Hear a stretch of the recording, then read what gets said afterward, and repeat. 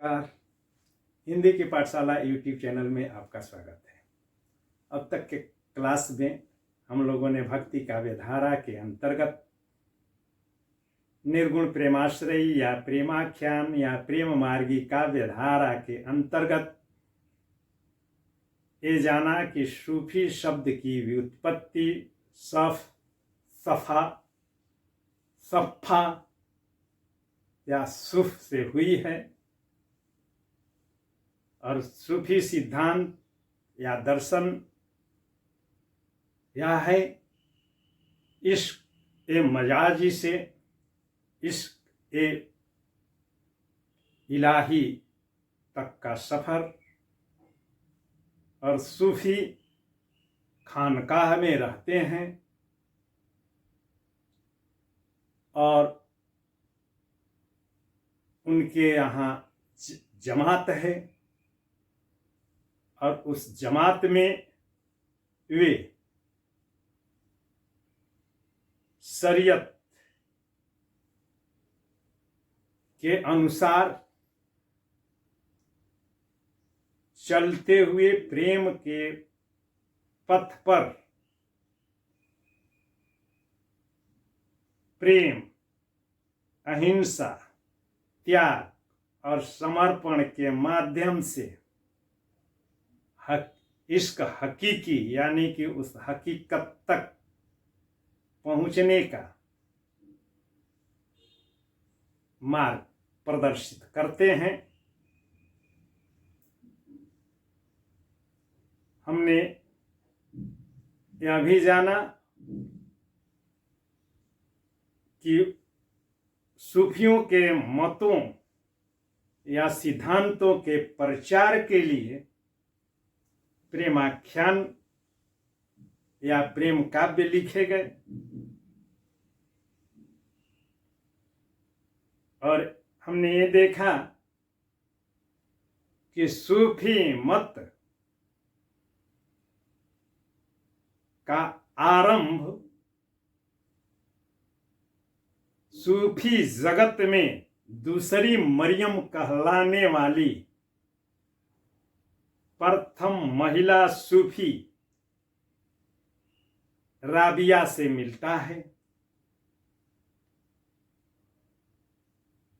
जिसको आगे विस्तारित करने का कार्य अल अदहम एवं मंसूर बिन हल्लाज ने किया और इसे साहित्य के रूप में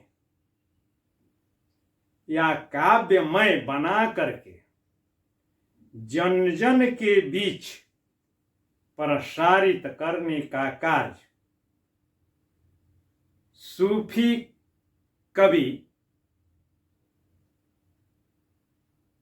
फिरदौसी,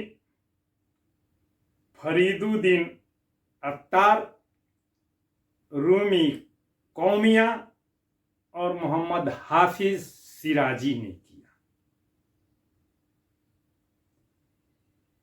सूफियों के 14 सिलसिलों का जिक्र अब्बुल फजल अपने इतिहास ग्रंथ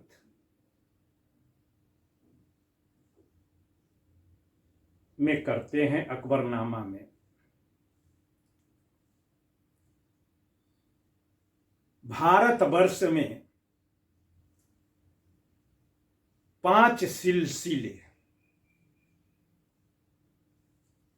या संप्रदाय, सूफी संप्रदाय को सिलसिला भी कहते हैं और सिलसिला का अर्थ कड़ी होता है। कड़ी यानी जो सिकड़ में होता है, चेन में होता है कि कड़ी से कड़ी जोड़ करके ही माला या सिकड़ तैयार किया जाता है, जंजीर तैयार की जाती है, तो वहीं कड़ी। तो सूफियों की 12 कड़ियाँ या 12 संप्रदाय या संप्रस्थान या सिलसिले हैं। तो एक इनको कड़ी क्यों कहा जाता है? तो इसलिए कि ये जन की जनार्दन से, यानी कि बंदे और खुदा के बीच कड़ी का काम करते हैं। दूसरा है कि ये विभिन्न संप्रदायों को जोड़ने का काम करते हैं। कड़ी इसलिए कि ये सांसारिक प्रेम के माध्यम से अलौकिक प्रेम के बीच के मध्यस्थ गुरु के रूप में अपने शिष्यों को पहुंचाने का माध्यम बनते हैं। तो इसलिए इसे सिलसिला भी कहते हैं। भारत में कुल 5 सिलसिले आए,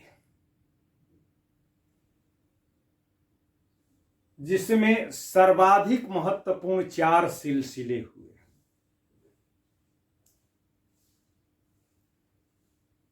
इन सिलसिलों की स्थापना तो अवश्य ही अरब और बगदाद में हुई, किंतु प्रसिद्धि मिली भारत में।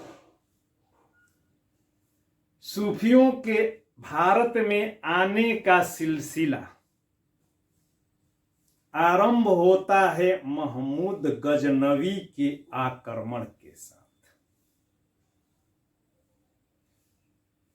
महमूद गजनवी के साथ 2 सूफी आए। एक जो संत थे शेख अल हुजवारी या दातागंज बख्श, वह 1000 ईस्वी सन में लाहौर में बस गए। और दूसरा सूफी फिरदौसी था, जो कवि था, लोभी कवि था, मगर बहुत ही विद्वान था। जो महमूद गजनवी के प्रलोभन में अरबी साहित्य का सर्वाधिक लोकप्रिय ग्रंथ शाहनामा लिखा। यद्यपि वह ठगा गया। तय था प्रत्येक पद के लिए 1 दिनार, जैसे कि रीतिकाल में बिहारी लाल के प्रसंग में हम लोगों ने जो है पढ़ा है, या आप लोग पढ़े हैं, या मैं पढ़ाऊंगा बाद में, कि राजा जय सिंह ने बिहारी लाल से कहा था कि 1 दोहे पर 1 अशर्फी देंगे। तो उन्होंने सतसई में 700 दोहे लिखे थे, इसलिए उनको 719 अशर्फी मिली थी। मगर यहाँ पर शाहनामा में 60,000 पद फिरदौसी ने लिखा। समय पर पूरा किया और अपना पारिश्रमिक लेने के लिए गया, तो महमूद गजनवी ने दिनार के जगह पर दिरहम दे दिया। दिनार सोने का सिक्का होता था और दिरहम चांदी का। बिना पैसा लिए वह चला गया। मगर उसमें उसने तत्कालीन शाहे वक्त, जिसका हम लोग विचार करेंगे,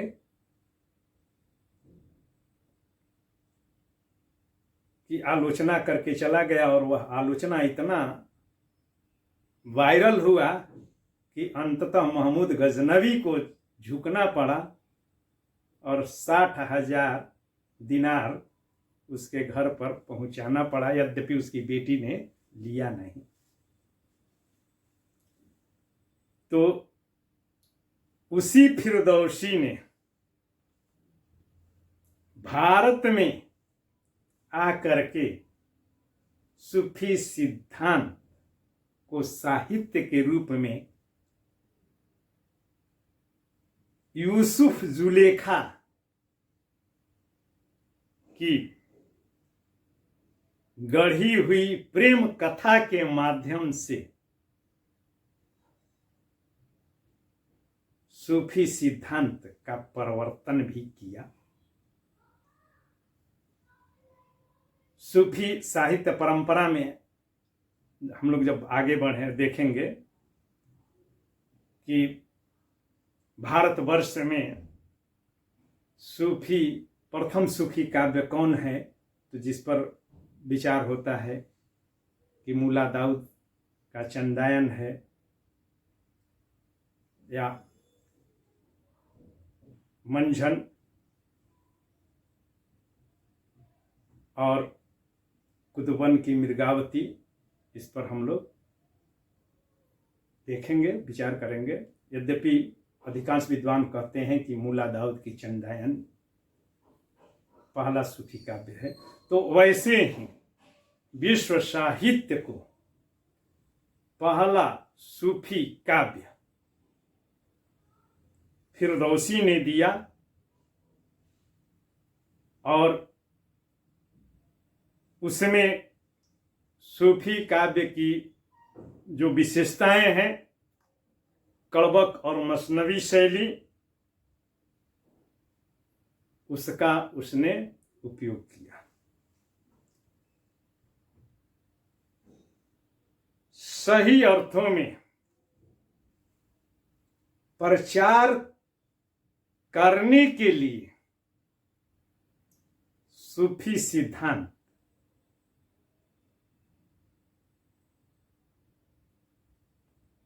के प्रचारक के रूप में प्रथम सूफी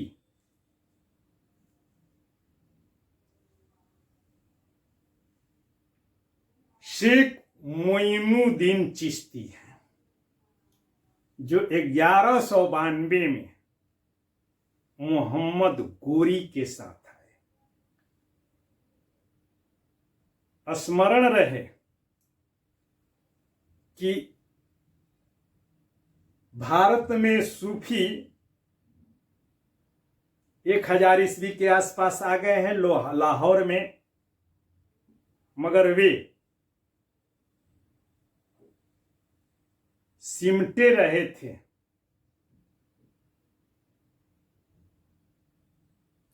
अपने जमात खाने तक ही। शेख अलुजवारी या दातागंज बख्श की बात हुई, तो वहीं से निकल करके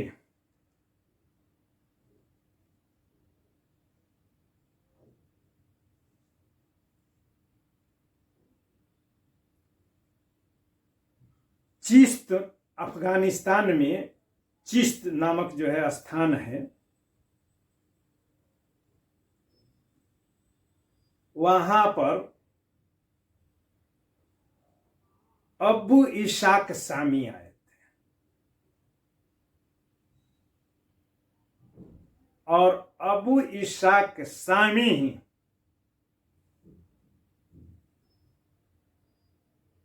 चिश्ती संप्रदाय के आदि प्रवर्तक हैं।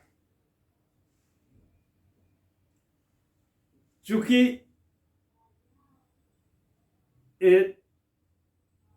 चिश्त के थे, चिश्त में बस गए, इसलिए वहां से जो सूफी परंपरा आरंभ हुई, तो उन सूफियों के नाम के आगे उपनाम के रूप में या आस्पद या उपाधि के रूप में चिश्त शब्द जुड़ गया और सभी अपने नाम के आगे चिश्ती लगाने लगे। तो चिश्ती संप्रदाय के संस्थापक अबू इशाक सानी और उनके शिष्य हुए शेख उस्मान हारूनी, और हारूनी के शिष्य हैं मोइनुद्दीन चिश्ती।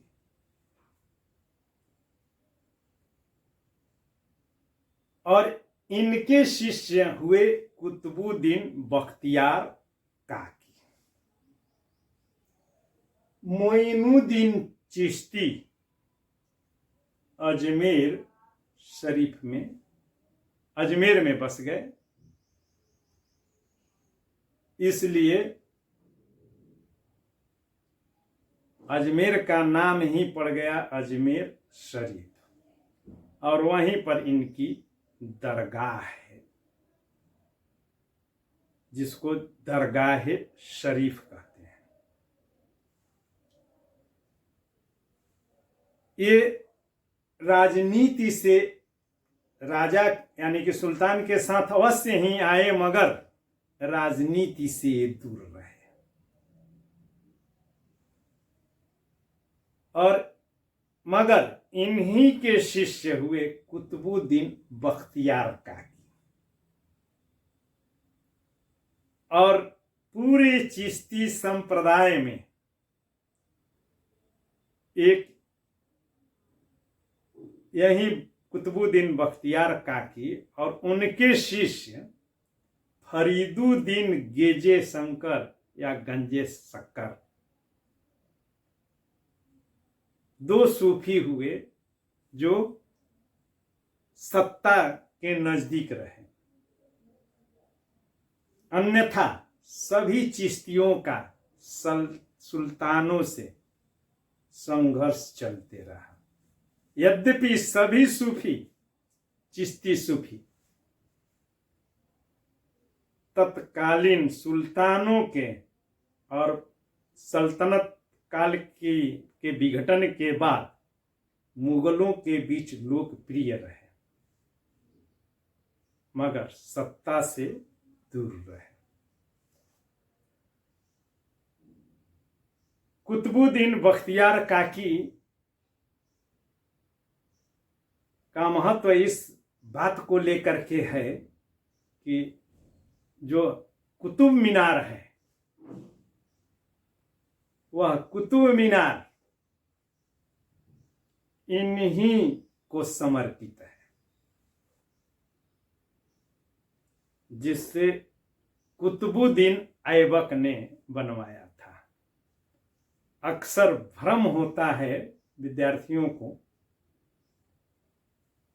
और इसलिए भी भ्रम होता है कि राजा या सुल्तान अपने नाम से कोई निर्माण कार्य करवाते थे, मगर यहाँ पर कुतुबुद्दीन ऐबक ने अपने नाम से नहीं, बल्कि कुतुबुद्दीन बख्तियार काकी जो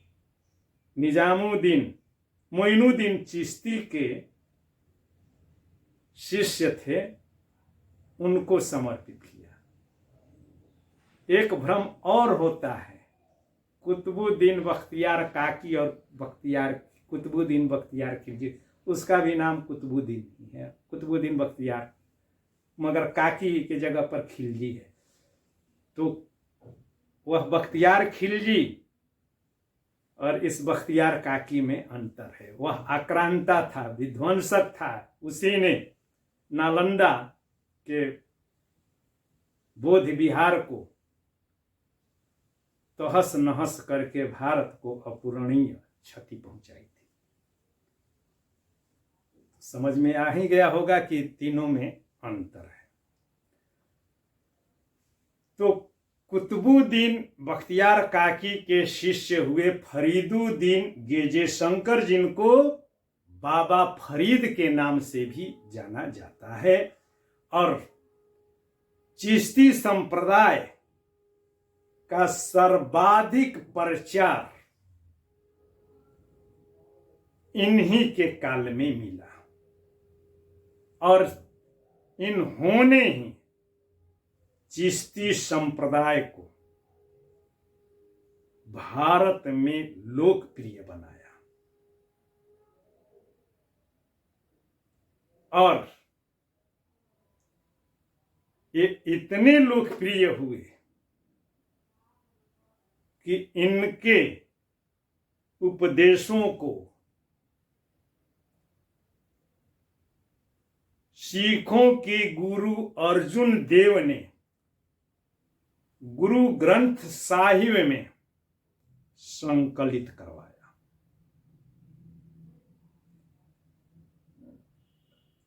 सूफी चिश्ती संप्रदाय निम्न जाति के हिंदुओं में बहुत ही लोकप्रिय हुआ, और कहने की आवश्यकता नहीं कि उस समय जो धर्मांतरण का कार्य प्रेम पूर्वक हुआ था, इस्लाम धर्म के भाईचारे और प्रेम और समानता के भाव बस हुआ था, उसका अधिकांश श्रेय फरीदुद्दीन को ही जाता है। ये भी सत्ता से जुड़े रहे और माना जाता है कि ये बलवन के दामाद थे। फरीदुद्दीन गेजे शंकर के शिष्य हुए निजामुद्दीन औलिया,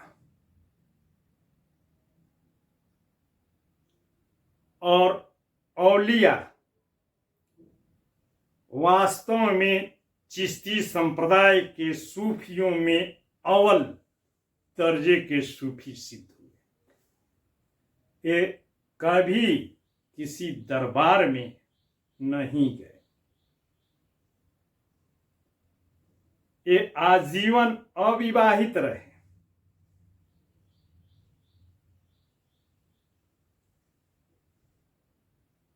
और इन्हीं के समय में या इन्होंने ही हिंदू रीति रिवाजों को,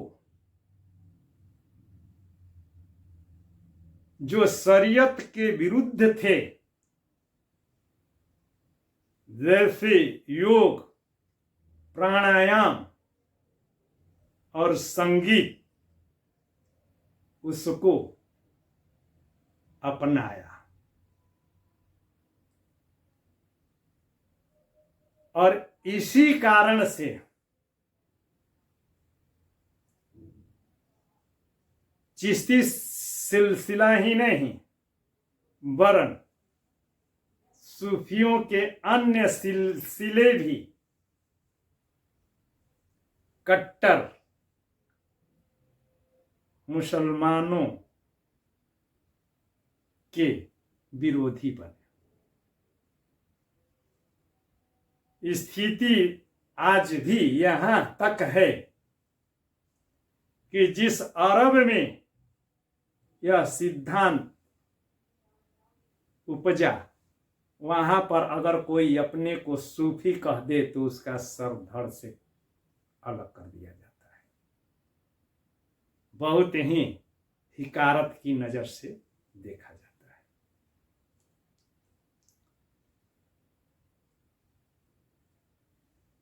निजामुद्दीन औलिया ने ही संगीत को और समा यानी कि जो समा बांधते हैं, गीत संगीत का जो मंडली में गाते हैं उसको समा कहते हैं। कव्वाली जो गाते हैं ना, तो समा और संगीत को इन्होंने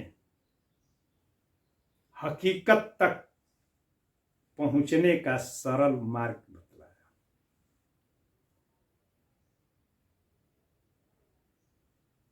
इनको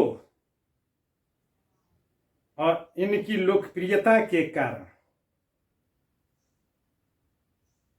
और इनके त्यागी, तपस्वी और समर्पित सूफी जीवन के कारण महबूब ए इलाही की उपाधि दी गई और एक और उपाधि दी गई, सुल्तान उल औलिया,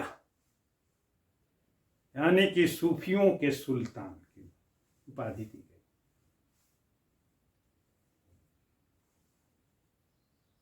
इन्हीं के शिष्य हुए अमीर खुसरो, जिन्होंने संगीत की अनेक विधाओं की रचना की, कव्वाली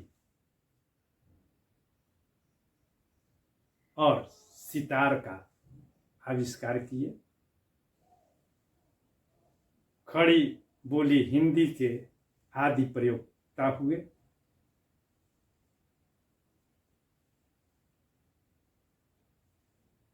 और निजामुद्दीन औलिया सत्ता से टकराव मोल लिए और इनके संदर्भ में सुन्नी मुसलमानों ने यह अफवाह फैला दिया कि निजामुद्दीन औलिया मोहम्मद बिन तुगलक को उकसाते हैं। तो गयासुद्दीन तुगलक जो बंगाल पर आक्रमण करने के लिए गया था, जब उसने सुना कि निजामुद्दीन औलिया मोहम्मद बिन तुगलक उर्फ जुना खां को गद्दी हथियाने के लिए उकसा रहा है और मेरी नीतियों का विरोध कर रहा है, तो उसने वहीं से फरमान जारी करवाया था औलिया और मोहम्मद बिन तुगलक के लिए कि मेरे दिल्ली में पहुंचने के पहले दिल्ली दोनों छोड़ दो। तो इसी औलिया ने लिखा था, हनोज दिल्ली दूर अस्त, यानी दिल्ली अभी दूर है। और सचमुच ही गयासुद्दीन तुगलक के लिए दिल्ली बहुत दूर हुई और तुगलकाबाद में एक स्वागत समारोह में उसकी मृत्यु हो गई। और इन्हीं निजामुद्दीन औलिया की मृत्यु के साथ ही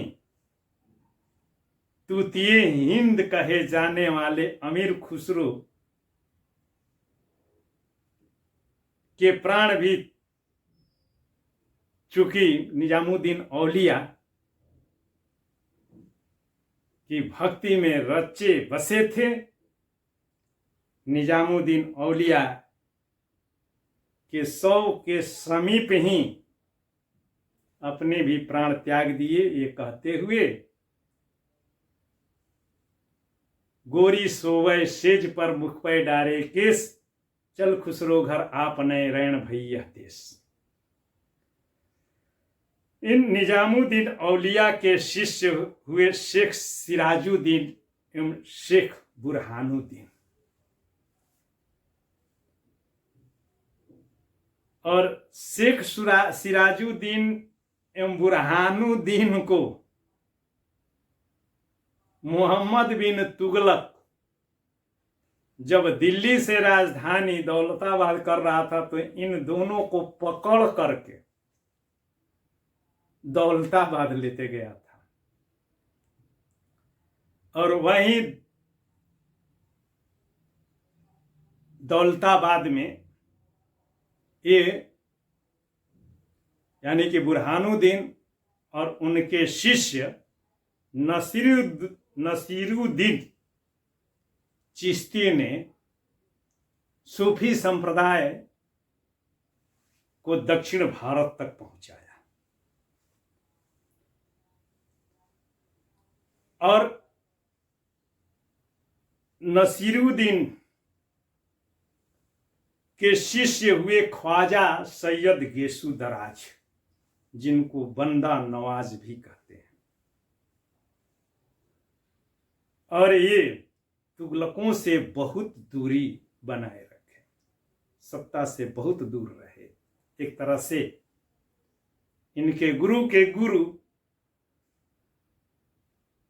की एक तरह से प्रताड़ना बस मृत्यु हो गई थी।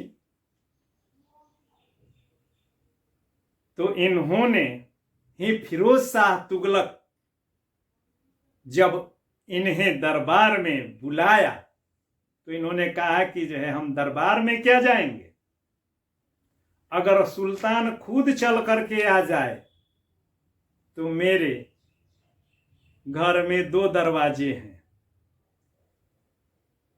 पहले से आएगा तो मैं दूसरे से निकल जाऊंगा। और इन्हीं के काल में चिश्ती संप्रदाय 3 भागों में बट गया, साबिरी, हुसैनी और हमजा शाही। और चिश्ती संप्रदाय के एक तरह से सर्वाधिक लोकप्रिय एवं अंतिम स्मरणीय सूफी हुए सलीम चिश्ती। ये अकबर के समकालीन थे।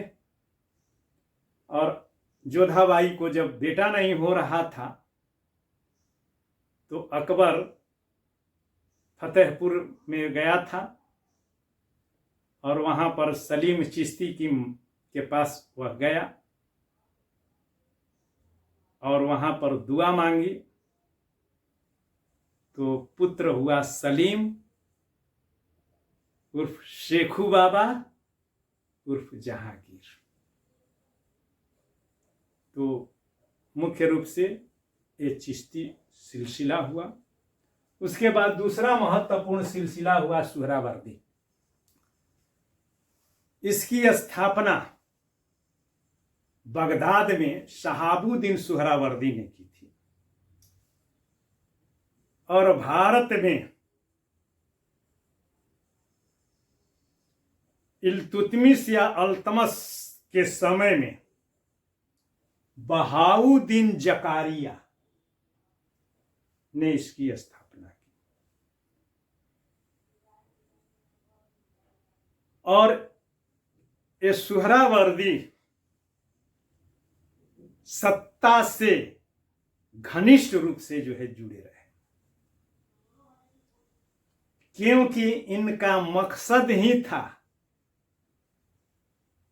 राज्याश्रय प्राप्त करके सूफी सिद्धांतों का प्रचार करना, और उसके लिए दौलत भी चाहिए। तो ये हर तरीके अपनाते थे दौलत प्राप्त करने के लिए। जरूरत पड़ती थी तो ये सल्तनत कालीन गुलामों के बीच सत्ता के लिए होने वाले संघर्ष में सक्रिय भूमिका भी निभाते थे। और भारत में सोहरावर्दी संप्रदाय के संस्थापक बहाउद्दीन जकारिया ने इल्तुतमिश उर्फ अल्तमस और कुबाचा के बीच जो गद्दी के लिए संघर्ष चला था, तो उसमें अल्तमस का इन्होंने सहयोग किया था। इसलिए अल्तमस ने इन्हें शेख उल इस्लाम की उपाधि दे करके प्रधान काजी बनाया था।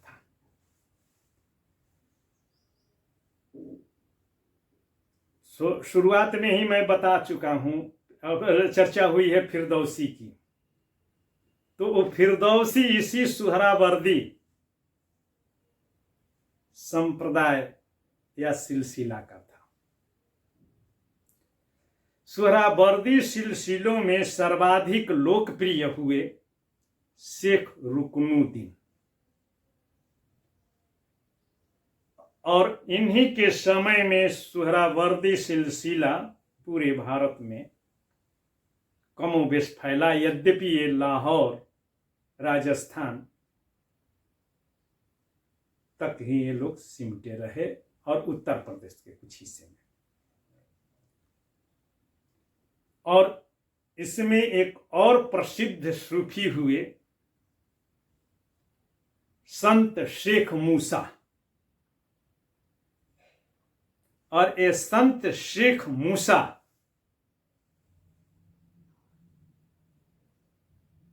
भारतीय संतों के करीब हैं। ये सदैव स्त्री वेश में रहे और हमेशा नृत्य और संगीत में रमे रहते थे। और इनके बाद सोहरावर्दी संप्रदाय से ही एक और संप्रदाय निकला जिसको फिरदौसी कहा गया, जिसका विस्तार बिहार में विशेष करके पटना के इर्द गिर्द हुआ, नालंदा और बिहार शरीफ में। और इस फिरदौसी का उस शाहनामा वाले फिरदौसी से कोई संबंध नहीं है, या ध्यान रखेंगे। तो फिरदौसी सिलसिला की स्थापना सरफुद्दीन याहिया मनेरी ने किया, और इनकी मजार पटना से 12 किलोमीटर पश्चिम में मनेर है, जहां का लड्डू मशहूर होता है, वहां पर है, जिसको मनेर शरीफ भी कहते हैं। और इन्हीं सरफुद्दीन याहिया मनेरी की काकी है, जिसका नाम कमाल बीबी है। स्मरण रहे कि अभी तक हम लोगों ने जो पढ़ा देखा, उसमें सिर्फ मर्द ही सूफी है। भारतीय संदर्भ में वो राबिया को अगर हटा करके रखें तो भारत में पहली महिला सूफी कमाल बीबी है, जिसकी मजार पटना से 45 किलोमीटर दक्षिण में पटना गया लाइन में बीचों बीच में जहानाबाद है, और जहानाबाद से 3-4 किलोमीटर काको स्थान है। वहां पर कमला बीबी की काको में मजार है। उसके बाद तीसरा सिलसिला है कादिरी। इसकी स्थापना 1200 ईस्वी में बगदाद में हुई थी, और इसके संस्थापक है कादिर जिलानी, जिनको पिराने पीर यानी कि पीरों के पीर यानी कि प्रधान पीर या संत प्रधान की उपाधि मिली। और इनकी शिष्य परंपरा में सर्वाधिक महत्वपूर्ण और लोकप्रिय संत हुए मियां मीर। और मियां मीर की प्रसिद्धि इसलिए है कि इन्होंने ही जो अमृतसर का स्वर्ण मंदिर है उसकी नींव रखी, नींव की पहली ईंट रखी। और दूसरा महत्व इस बात को लेकर के है कि दारा शिकोह शाहजहां का पुत्र और औरंगजेब का सबसे बड़ा भाई इन्हीं का शिष्य था। और यह सिलसिला उदारवादी सिलसिला था। मगर संत मियां मीर की मृत्यु के बाद यह संप्रदाय दो संप्रदायों में, दो सिलसिलों में बट गया, रजाकिया और बहाविया। रजाकिया के संस्थापक अब्दुल रजाक हैं और बहाविया के अब्दुल बहा। लिख देंगे बाद में। और चौथा सिलसिला हुआ नक्शबंदी। सूफी सिलसिलों में सर्वाधिक कट्टरपंथी सिलसिला यह हुआ। अन्य अभी तक जितने सिलसिले हम लोगों ने जाने वे सभी सिलसिले उदारवादी हैं और वे उनमें से अधिकांश बेशुरा हैं, यानी कि शरीयत के अंधभक्त नहीं है। मगर ये नक्शबंदी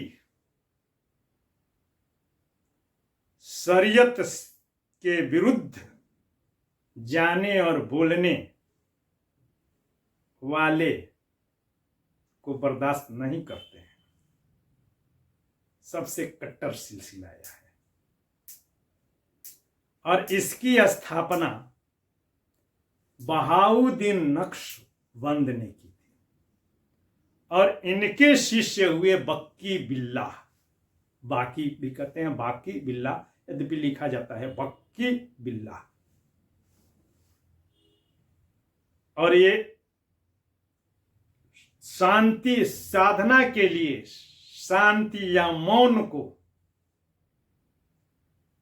आवश्यक समझते थे, इसीलिए इनको मूक सूफी भी कहा जाता है।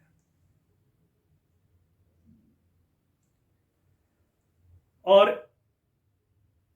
इसी सिलसिले में सबसे जो है ज्यादा कट्टर और खुखार नक्शबंदी सूफी हुआ शेख अहमद सरहिंदी।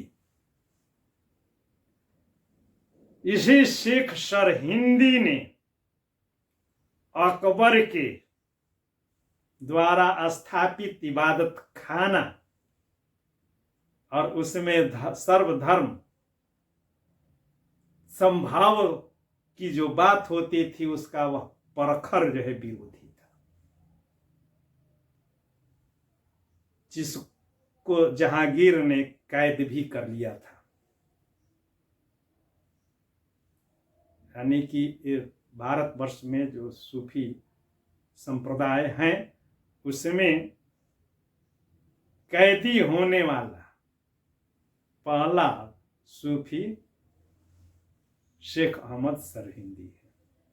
और इसी शेख अहमद सरहिंदी का अंध अनुयायी था औरंगजेब, जिसको इतिहास में जिंदा पीर के नाम से जाना जाता है। तो और उसने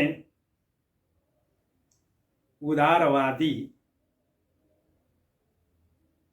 दारा सिको की हत्या करके उसके सिर को बड़े ही क्रूरतापूर्ण ढंग से उसकी हत्या करवाया और उसके बाद पूरे दिल्ली में उसका प्रदर्शन भी करवाया था। और एक पांचवा सिलसिला भी है जो कि बहुत ज्यादा लोकप्रिय नहीं हुआ। उस सिलसिले का नाम है सतारी सिलसिला और जिसके संस्थापक हैं शेख अब्दुल्ला सत्तार। इनकी प्रसिद्धि इस बात को लेकर के है कि इनके शिष्य हुए मोहम्मद गौस, जो बहुत बड़े सूफी कवि हुए, और इन्हीं गौस के शिष्य हुए संगीत सम्राट तानसेन। तो मूल रूप से सूफियों की यही जो है परंपरा है।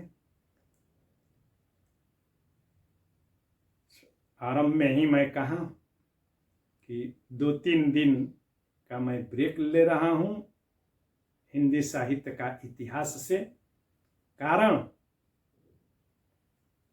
कि शिष्यों का आग्रह है कि प्रयोजन मूलक हिंदी पढ़ाऊं। तो सिर्फ उन्हीं के लिए नहीं, सबके लिए कल का क्लास बहुत ही महत्वपूर्ण होने वाला है, जिसमें मैं बताऊंगा कि संक्षेपण कैसे किया जाता है। तो इसको आप लोग तो आज तो देखिए ही, इस पर कमेंट्स भी कीजिएगा,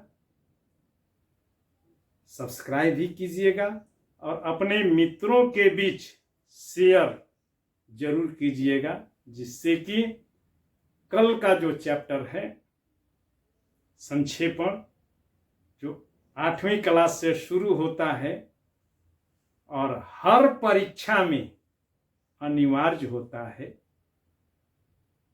6 नंबर से लेकर के 20 नंबर तक का होता है, उसको मैं सहज ढंग से आराम से बताऊंगा। आज के लिए इतना ही। लाइक, शेयर और कमेंट करना है। धन्यवाद।